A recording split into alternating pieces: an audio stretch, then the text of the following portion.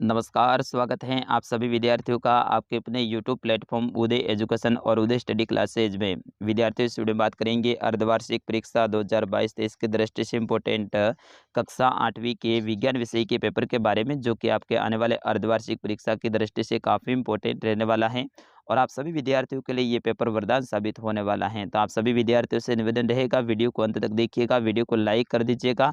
आपका अपना चैनल है, अभी तक आपने चैनल को सब्सक्राइब नहीं किया है तो उदय एजुकेशन और उदय स्टडी को सब्सक्राइब जरूर कर दीजिएगा, क्योंकि आपके एग्जाम तक सारे विषय के पेपर इसी चैनल पे अपलोड किए जाएंगे और आपको अच्छे से अच्छी तैयारी करवाई जाएगी। विद्यार्थियों, ये पेपर आप मान के चलिए आपका रियल पेपर साबित होने वाला है, क्योंकि ऐसे ही प्रश्न आपके एग्जाम में सीधे ही पूछे जाने वाला है। इनमें से ज़्यादातर प्रश्न आपके एग्जाम में पूछे जाएंगे। तो आप सभी से निवेदन रहेगा, वीडियो को अंत तक जरूर देखिएगा। अगर ये पेपर आपको डाउनलोड करना है तो भी मैं वीडियो के बीच में कहीं पे भी बता सकता हूँ कि कैसे आपको डाउनलोड करना है और कहाँ से इस पेपर को डाउनलोड करना है। सारी बातें मैं वीडियो के बीच में बताने वाला हूँ। तो आपसे निवेदन रहेगा, वीडियो को अंत तक देखिएगा। सबसे पहले देखिए, आपके सामने निर्देश हैं, इनको पढ़ लेना है कि सभी प्रश्नों को हल करना अनिवार्य है, यानी सभी प्रश्नों के उत्तर आपको लिखने हैं। इस पेपर की खासियत ये है कि सारे प्रश्नों के उत्तर भी हमने साथ में लिखे हैं, क्योंकि आप सभी विद्यार्थियों को अच्छे से तैयार हो जाएं, ये सारे के सारे प्रश्न याद हो जाएं और आप पेपर देने जाएं तो सबसे बेस्ट स्कोर करके आए। पहला प्रश्न देखिए, सही उत्तर का चयन करें, यानी इसके अंतर्गत आपके अवसाद वाले प्रश्न आने वाले हैं और कुल 4 प्रश्न अवसाद वाले आएंगे। उसमें पहला देखिए, गेहूं की रेस्ट नामक रोग का कारक है जीवाणु, ऑप्शन ब है विषाणु, ऑप्शन स शैवाल और ऑप्शन द है कवक। तो गेहूं के अंदर जो रेस्ट नामक रोग होता है विद्यार्थी, वो होता है कवक के कारण। तो ऑप्शन नंबर द रहेगा इसका सही उत्तर। देखिए, हमने यहाँ पे उत्तर भी साथ में लिखा है, क्योंकि आप जब इस पेपर को डाउनलोड करेंगे तब आपके लिए पढ़ने में ये काम आएगा। दूसरा देखिए, अग्निरोधक प्लास्टिक का उदाहरण है मेलामाइन, पॉलीथीन, पीवीसी या फिर नेक्रोम। तो इसका सही आंसर क्या हो जाएगा? मेलामाइन। मेलामाइन है ये अग्निरोधक प्लास्टिक का उदाहरण है, ठीक है ना। ये याद रखेंगे आप, क्योंकि आपके बोर्ड के एग्जाम में भी ये आने वाला है प्रश्न और आपके अर्धवार्षिक में भी वेरी वेरी मोस्ट ये प्रश्न रहने वाला है।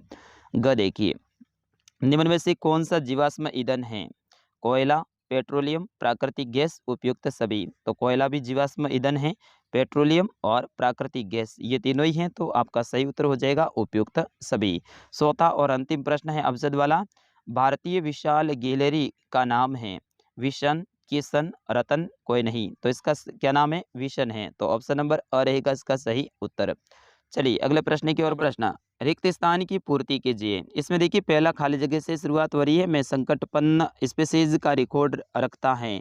तो यहाँ पे हो जाएगा रेड डाटा पुस्तक। यहाँ पे आप क्या लिखोगे? रेड डाटा पुस्तक। तो रेड डाटा पुस्तक होती है, उसके अंदर संकटपन्न जो स्पीशीज होती हैं उनका रिकॉर्ड रखा जाता है। ब देखिए, मुर्गी का अंडा एक एकल कोशिका है। कैसी कोशिका है? एकल। तो यहाँ पे हो जाएगा खाली जगह में कोशिका, ठीक है।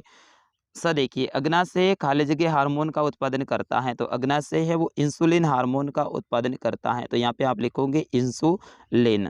और द देखिए, किशोरों खाली जगह को कहा जाता है। तो किशोरों को कहा जाता है? टीन एसर्ज कहा जाता है, टीन एसर्ज कहा जाता है। तीसरा प्रश्न देखिए, काफ़ी इंपॉर्टेंट है ये भी आपके एग्जाम की दृष्टि से, कि विनोइंग से क्या आशय है, यानी विनोइंग किसे कहते हैं? तो अनाज के दानों को भूसे से अलग करने के लिए पटकने की जो विधि होती है, पटकने की विधि को विलोइंग कहते हैं, ठीक है ना। तो पटकने की जो विधि होती है उसे क्या कहते हैं? विलोंग कहते हैं। अगला देखिए, प्रश्न संख्या 4, प्रोटोजोआ वर्ग के 2 उदाहरण दीजिए। तो प्रोटोजोआ वर्ग के एक तो हो जाएगा आपका अमीबा और दूसरा हो जाएगा पैरामीशियम, ठीक है ना। ये दोनों ही क्या हैं? प्रोटोजोआ के उदाहरण हैं।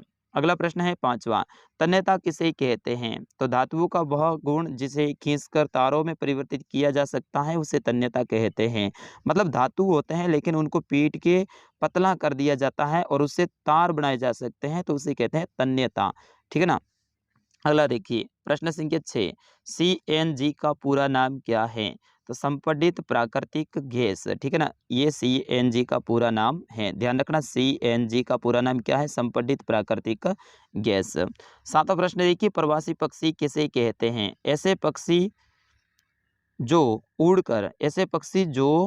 उड़कर सुदूर क्षेत्रों तक लंबी यात्रा करते हैं और प्रवासी पक्षी वो कहलाते हैं। मतलब ऐसे पक्षी होते हैं जो उड़ के है ना बहुत लंबी यात्रा करते हैं, मतलब बहुत दूर तक चले जाते हैं उन्हें क्या कहते हैं, प्रवासी पक्षी कहते हैं।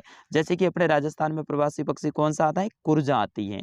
कुरजा हर जगह पे आती है, तो ये प्रवासी पक्षी हैं क्योंकि ये यूक्रेन, साइबेरिया इधर से बहुत दूर से ये आते हैं। चलिए 8वां प्रश्न है कि लैंगिक जनन किसे कहते हैं? लैंगिक जनन किसे कहते हैं? तो यहाँ पे इसका उत्तर हो जाएगा ऐसा जनन जिसमें नर तथा मादा युग्म का संलयन होता है उसे लैंगिक युग्म कहते हैं। यानी नर और मादा दोनों का जो मिलान होता है उसे क्या कहते हैं, लैंगिक युग्म कहा जाता है। चलिए अगला प्रश्न है कि मानव तंत्रिका कोशिका का रेखा चित्र बनाइए। यानी मानव तंत्रिका कोशिका का चित्र बनाना है तो ऐसा होता है विद्यार्थी, यहाँ पे देख लीजिए, एक बार आप इस चित्र को याद कर लीजिएगा क्योंकि आपके एग्जाम की दृष्टि से ये काफ़ी इंपॉर्टेंट रहने वाला है। तो ये है मानव तंत्रिका कोशिका का रेखा चित्र है, इस तरह से आता है, आप याद कर लीजिएगा। अगला प्रश्न 10वां है कि बल किसे कहते हैं? तो किसी वस्तु पर लगने वाले धक्के या फिर खिंचाव को बल कहते हैं। यानी कोई भी वस्तु होती है उसके ऊपर अपन धक्का लगाते हैं या फिर उसको खींचते हैं तो उसे क्या कहा जाता है, बल कहा जाता है। 11वां प्रश्न देखिए, सूक्ष्म जीव किसे कहते हैं, समझाइए। यह जीव अत्यंत छोटे होते हैं तथा इन्हें बिना यंत्र की सहायता से देखना असंभव होता है। इसमें से कुछ जिससे कि ब्रेड पर लगने वाले कवक को आवर्धक लेंस की सहायता से देखा जा सकता है, जबकि कुछ बिना सूक्ष्मदर्शी की सहायता से भी दिखाई नहीं देते हैं। यही कारण है कि इन्हें सूक्ष्मजीव कहा जाता है। मतलब इतने छोटे-छोटे होते हैं विद्यार्थियों को, इनको अपन है ना अपनी नग्न आँखों से देख ही नहीं सकते हैं। ये होते हैं सूक्ष्मजीव। तो इनको है ना देखने के लिए अपन को लेंस की आवश्यकता होती है, यानी काँच की आवश्यकता होती है या फिर दूरबीन की आवश्यकता होती है। तो ये होते हैं सूक्ष्मजीव। आप सभी को पता होगा, आपको सर ने अच्छे से पढ़ाया होगा। चलिए 12वां प्रश्न है कि थर्मोप्लास्टिक और थर्मोसेटिंग प्लास्टिक के मध्य अंतर बताना है। थर्मोप्लास्टिक का और थर्मोसेटिंग प्लास्टिक, इन दोनों में अंतर बताना है। सबसे पहले प्लास्टिक क्या होता है, फिर उसके बाद में थर्मोसेटिंग प्लास्टिक क्या होता है। तो दोनों में देखिए मैं बता देता हूँ थोड़ा सा फटाफट। थर्मोप्लास्टिक ऐसा प्लास्टिक है जो कि गर्म करने पर आसानी से विकृत हो जाता है। थर्मोप्लास्टिक होता है वो कैसा होता है, गर्म करने पे आसानी से विकृत हो जाता है तथा उस सरलता पूर्वक मोड़ जाता है। यानी उसको गर्म करने पे वो तो विकृत हो जाता है और उसको आसानी से अपन मोड़ भी सकते हैं। उदाहरण के लिए पॉलीथीन और पीवीसी पाइप वगैरह आते हैं, पीवीसी आते हैं ये। अब थर्मोसेटिंग क्या होता है, थर्मोसेटिंग प्लास्टिक ऐसे प्लास्टिक हैं जो कि न तो एक बार और सांचे में डाल दिया जाता है तो उन्हें उष्मा देकर नरम नहीं किया जा सकता है। उदाहरण के लिए बेकलाइट और मेलामाइन, ये क्या होते हैं, एक बार हंसे के अंदर डाल के कोई आकृति बना लेते हैं तो दोबारा से उनसे कुछ भी नहीं बनता है, वो होती है थर्मोसेटिंग प्लास्टिक। चलिए 13वां प्रश्न वेरी वेरी इंपॉर्टेंट है कि दहन कितने प्रकार का होता है, उदाहरण दीजिए। तो विद्यार्थी दहन है वो 3 प्रकार का होता है। तीव्र दहन, कुछ पदार्थ छोटी सी चिंगारी से ही जलने लगते हैं, जैसे कि गैस के चूल्हे में गैस, इस प्रकार का दहन तीव्र दहन कहलाता है। तो दहन 3 प्रकार के होते हैं। पहला तो होता है तीव्र दहन। कौन सा होता है, तीव्र दहन, मतलब छोटी सी चिंगारी लगने से वो जलने लग जाता है, वो होता है तीव्र दहन। जैसे कि गैस वाला जो चूल्हा होता है उसमें गैस के ऊपर अपन थोड़ी सी चिंगारी लगाते हैं तो वो जलने लगता है। दूसरा जो दहन है वो है स्वतः दहन। कुछ पदार्थ बिना किसी प्रवेश कारण से अचानक लपटों के साथ जल उठते हैं, इस प्रकार का दहन स्वतः दहन कहलाता है। यानी कुछ ऐसे भी पदार्थ होते हैं जो कि डायरेक्ट अचानक से अपने आप जो जलने लग जाते हैं, वो होते हैं स्वतः दहन। और तीसरा होता है विस्फोटक। इस प्रकार का दहन हमें पटाखों आदि में देखने को मिलता है। पटाखे जलाते हैं तो एक आकस्मिक अभिक्रिया होने से ऊष्मा और प्रकाश दोनों ही पैदा होता है। चलिए अगला प्रश्न है कि पुनर्वन रोपण से क्या तात्पर्य है? इसका सही उत्तर हो जाएगा, इनमें काटे गए वृक्षों की कमी पूरी करने के उद्देश्य से नए वृक्षों का रोपण किया जाता है। रोपण किए जाने वाले वृक्ष सामान्य थे उसी जाति के होते हैं जो वन पाए जाते हैं। यानी पुनः वन रोपण का मतलब होता है जहाँ पे वन को काट दिया है अब दोबारा से वहाँ पे वन लगाए जाते हैं तो उन्हें कहते हैं पुनः वन रोपण कहा जाता है। जैसे कि यहाँ पे कहीं पे सागवान के पेड़ ज़्यादा हैं, अब सागवान के पेड़ काट दिए हैं तो दोबारा से वहाँ पे सागवान के पेड़ लगाए गए हैं तो उन्हें कहते हैं पुनः वन रोपण कहते हैं। अगला प्रश्न देखिए, प्रश्न संख्या 15, युग्मज नाचे और गर्भ में अंतर बताइए। तो इसमें हो जाएगा शुक्राणु एवं अंडाणु का संलयन युग्मनज कहलाता है।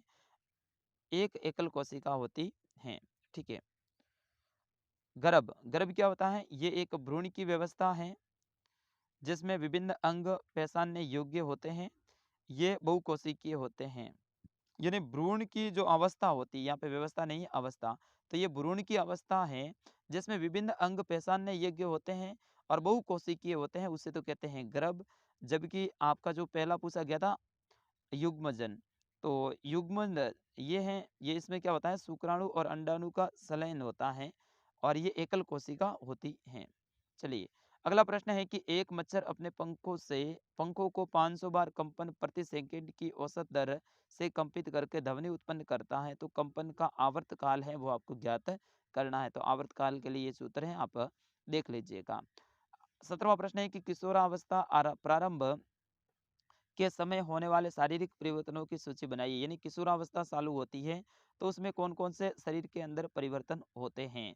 पहला तो होता है लंबाई में वृद्धि होती है, शारीरिक आकृति में परिवर्तन होता है यानी शरीर की आकृति में परिवर्तन होता है, स्वर में परिवर्तन होता है यानी आवाज में परिवर्तन होता है। विद्यार्थियों ध्यान रखना, किशोरावस्था आरंभ होने के ये लक्षण हैं।